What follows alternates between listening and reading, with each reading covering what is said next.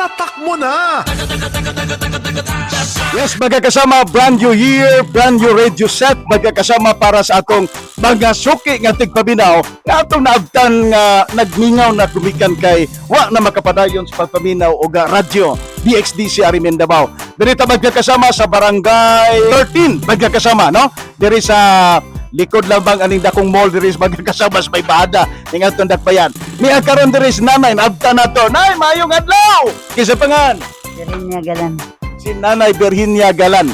Nanay, murag nasayra na mo nga sige kang paminaw DXDC pero naputol kay matod palagi wa na kay radyo tinuod ba? Oh, wala na di ko radyo.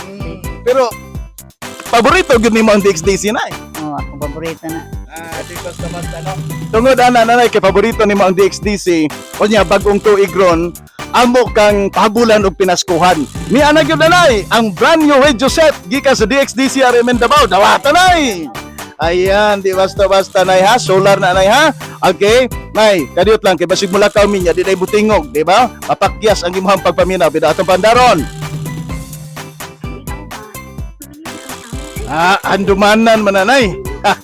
Paborito nimo no? Paborito naman dumanan. Sige. Nanay, kasi masulti nimo.